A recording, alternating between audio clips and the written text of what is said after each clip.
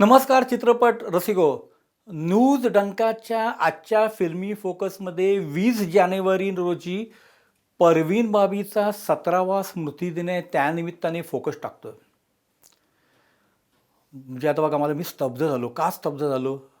कारण परवीन बाबीचा जो शेवट आहे ना, तसाच झाला. काय बोलावं हे सुचू नये असं झालं. खरं तर आहे ना, 2004मध्ये एकदा मला एका PROचा फोन आला की तुम्हाला परवीन बाबीची मुलाखत करण्यामध्ये इंटरेस्ट आहे का? मला कळेना की परवीन बाबीची मुलाखत. अरे, मधल्या काळामध्ये परवीन बाबी कुठे आहे, कुठे होती, काय करते, असे प्रश्न होते. पण त्या प्रश्नाचा फारसा कधी शोध घेतला गेला नाही आणि अचानक अशा पद्धतीचा फोन यावा.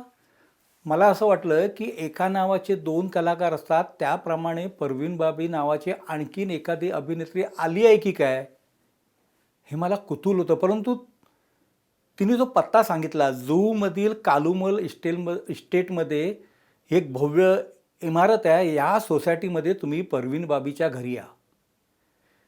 मी गेलो. जाताना माझ्या डोळ्यासमोर परवीन बाबीचा 70च्या दशकातला संपूर्ण पट होता. मी गेलो आणि जी मी समोर परवीन बाबीला बघितलं, तुम्हाला मी सांगू, वाईट वाटलं. जी परवीन बाबी BR इशारा यांच्या चरित्रमध्ये सलीम दुराणीची नायिका म्हणून 1973 साली रुपेरी पडद्यावर आली, जी परवीन बाबी स्टाईल स्टेटमेंट किंवा फॅशनच्या बाबतीत अतिशय सर्वोत्कृष्ट अभिनेत्री म्हणून 70च्या दशकामध्ये गणली गेली, जी या अभिनेत्रींनी अमिताभ बच्चनबरोबर डझनभर चित्रपटामध्ये भूमिका साकारल्या, अशी परवीन बाबी आता मी जी बघत होतो ना, ती परवीन बाबी नसावी, अरे अशी असू शकत नाही असं मला वाटत होतं. कारण जे रुपडं होतं ना, म्हणजे रुपडं म्हणजे अर्थात साहजिकच आहे, आता तिचं वय झालेलं, वयाच्या 50मध्ये ती होती. म्हणजे 50मध्ये आहे म्हणून फिटनेस नसावा असं माझं म्हणणं नाही आहे. 60मध्ये सुद्धा फिटनेस सांभाळलेले कलाकार किंवा आपल्या आजूबाजूच्या आयुष्यामध्ये बरेच जण आपण पाहतो. परंतु ही जी परवीन बाबी होती ना, ती अशी म्हणजे तिचा चेहरा वेगळा झालेला, संपूर्ण म्हणजे एक व्यक्तिमत्व बदललं होतं. आणि त्या बदलाला काय कारण होतं काहीच कल्पना नाही आहे. त्यावेळेला परवीन बाबी जवळपास रोज एक मुलाखत देत होती आणि त्या मुलाखतीमध्ये तिचा हेतू होता, मी पुन्हा एकदा चित्रपटसृष्टीमध्ये येणार आहे, मोस्ट वेलकम. असे कलाकार येतात. मला आठवते प्रल्हाद निलानीच्या आंधियामधून मुमताजसुद्धा अशीच बऱ्याच वर्षांनी पुन्हा आलेली आणि मुमताजची सुद्धा आम्हा सिनेपत्रकारांची जुहूच्या एका पंचतारांकित हॉटेलमध्ये गाठभेट घालून दिली होती. ती मुमताजसुद्धा अशी म्हणजे मूळ मुमताज जी त्यापेक्षाही वेगळी होती. तसंच हा परवीन बाबीसुद्धा तसंच काहीतरी प्रकार झालेला. आणि त्यानंतर 22 जानेवारी 2005ला बातमी आली की परवीन बाबीचं निधन झालं. पण ते कधी झालं निधन? तर तत्पूर्वी 2 दिवस अगोदर, म्हणजे 20 जानेवारीला झालं. आता 20 जानेवारी ही तारीख कशी निघाली?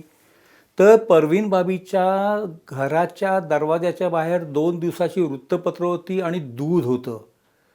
तिने ते आतमध्ये घेतलं नाही, याचाच अर्थ तिने 2 दिवस दरवाजा उघडला नाही. म्हणजे 20 जानेवारी 2005 रोजी परवीन बाबीचं निधन झालं. त्यानंतर साहजिकच आहे, कोणी म्हटलं हे शापित सौंदर्य आहे, कोणी म्हटलं हे ग्लॅमरच्या फील्डचं एक दुःखद वास्तव आहे, कोणी म्हटलं कलाकारावर काय वेळेला सांगू शकत नाही. अर्थात ज्या वेळेला अशा पद्धतीने एखादा मृत्यू होतो, म्हणजे धक्कादायक मृत्यू, कारण परवीन बाबी ही पुढच्या आयुष्यामध्ये पूर्णपणे एकाकी राहिली. आणि हे एकाकी पण असतं ना, कोणी म्हटलं स्किनोफ्रेनिया तिला झालेलं आहे, म्हणजे अशा प्रकारचा जो मानसिक विकार असतो, तसं काहीतरी झालं. तिचं मानसिक संतुलन बिघडलं आणि त्याच्यामध्ये ती परत आली. मग होती कुठे? तर असं म्हटलं गेलं की ती काही वर्ष युरोपमध्ये होती. कृष्णमूर्ती यांच्याकडून ती तत्त्वज्ञानाचे काही पाठ घेत होती, त्यांच्याकडनं ती मानसिक शांती मिळवत होती. अशा बऱ्याच बातम्या होत्या. परवीन बाबी हिंदी सिनेमामध्ये जेव्हा आली त्यावेळेला हिंदी सिनेमा म्हणजे 70च्या दशकामध्ये हिंदी सिनेमा वेगवेगळ्या पद्धतीने ना असा पसरत होता. म्हणजे एक पारंपरिक सिनेमा तर वाटचाल चालूच होती. त्याचबरोबर त्याच्यात थोडासा वेस्टर्न लूक होता. त्याशिवाय माँ बाप के खून का बदला टाईपच्या गोष्टी वाढत होत्या. नवं सिनेमातलं किंवा समांतर सिनेमाचा प्रवाह वाढत होता.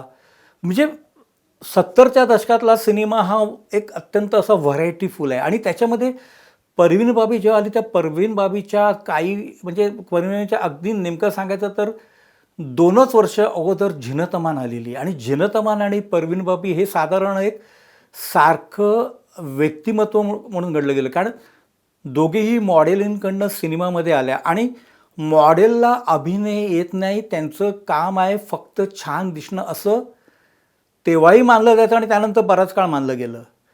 परवीन बाबी आली. परवीन बाबीला पहिला सिनेमा मी म्हणाल्याप्रमाणे बी आर इशारानं इशारा दिला, कारण संधी दिली. कारण बी आर इशारा हे बोल्ड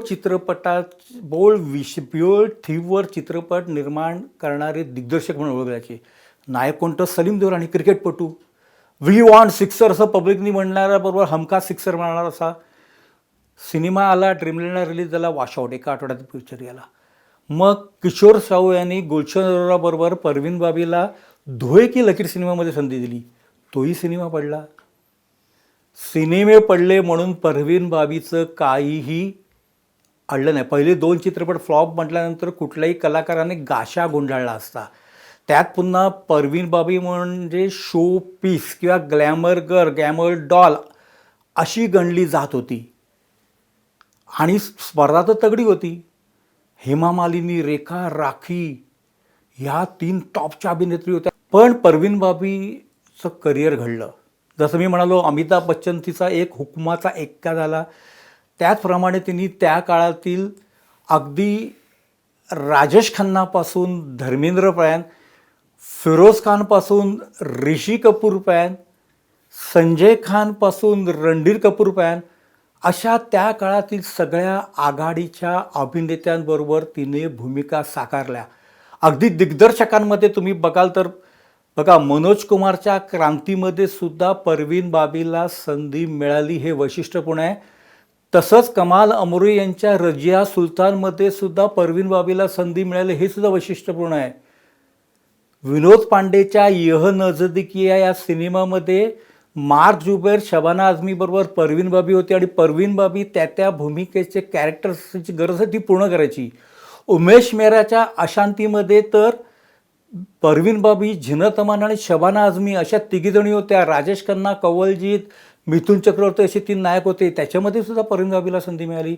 इतकंच नव्हे तर परवीन बाबीला ऋषिकेश मुखर्जी दिग्दर्शित रंगबिरंगी चित्रपटामध्ये अमोल पालेकरांची नायिका बनण्याची संधी मिळाली.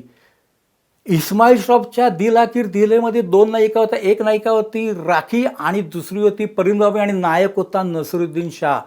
म्हणजे परवीन बाबीचा ग्राफ जो आहे तो रंगीला रतन सिनेमामध्ये सुद्धा ती दिसते आपल्याला, किंवा अमर अकबर अँथनीमध्ये सुद्धा असते, भंवरमध्ये सुद्धा होती, किंवा काला सोना चांदी सोनामध्ये सुद्धा ती होती.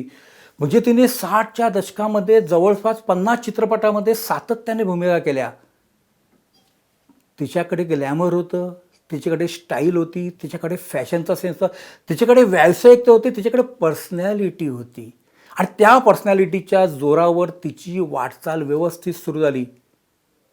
आणखीन एक गॉसिपच्या मार्केटमध्ये काय म्हटलं जायचं, ते म्हटलं जायचं की कबीर बेदी, डॅनी डेंझोप्पा, महेश भट असे विवाहित पुरुष परवीन बाबीकडे आकर्षित झाले आहेत, असं गॉसिपमध्ये त्या काळामध्ये खूप गाजलं. आता परवीन बाबीकडे आकर्षित ते का झाले, कसे झाले, हा वेगळा विषय आहे. कबीर बेदीने आपल्या आत्मचरित्रामध्ये परवीन बाबीकडे आपण आकर्षित का झालो, कसे झालो याच्याविषयी आपलं मत मांडले, आपलं भाष्य केलेलं आहे.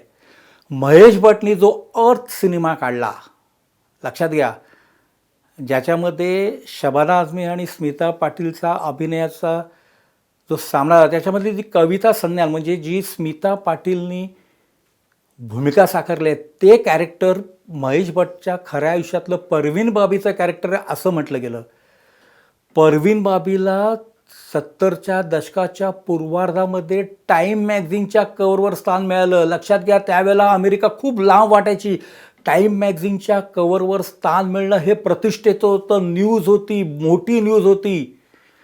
आणि अशा पद्धतीचं स्थान परवीन बाबीला मिळालं, हीच बातमी झाली. त्यानंतर आपल्याकडच्या सगळ्या गॉसिप मॅगझिनचं स्थान गेलं, सगळ्या मीडियाचं स्थान गेलं. तिला अमिताभ बच्चनबरोबर मजबूरपासून सिनेमा मिळायला लागले, त्याकडे स्थान गेलं. शिवाय तिच्यावरची गाणी पण हिट होती. तुम्ही शानमधलं प्यार करने वाले प्यार करते शान से हे असो, किंवा नमकलांमधलं जवानी जानी मन असो, गाणी हिट आहे. अंग्रेजी में कहते की आय लव्ह यू खुद्दारमधलं गाणं असो. म्हणजे तुम्ही गाणी बघा, परवीन बाबी बघा. परवीन बाबीचा ग्राफ हा सतत असा ग्लॅमरमध्ये राहिला, फोकसमध्ये राहिला, चकाकत राहिला. तिला जर अभिनयाचं तितकंसं अंग नसतं तरीसुद्धा तिने आपल्या एक वाटचालीकडे फोकस ठेवला, तिची वाटचाल सुखद झाली. इतकंच नव्हे तर यश चोपडाने जेव्हा सिलसिलाची तयारी सुरू केली त्यावेळेला सुरुवातीला त्या चित्रपटामध्ये स्मिता पाटील आणि परवीन बाबी ह्या भूमिका साकारणार होत्या अशी बातमी होती. म्हणजे रेखाने जी भूमिका साकारली ती परवीन बाबीने बहुधा साकारल्याचं अशी चर्चा होती. म्हणजे यश चोप्राने सुद्धा परवीन बाबीच्या नावाचा विचार केला. म्हणजे आघाडीच्या दिग्दर्शकांना सुद्धा त्यावेळेला परवीन बाबीचा आपल्या चित्रपटासाठी विचार करायचा वाटला. हे तिचं यश आहे.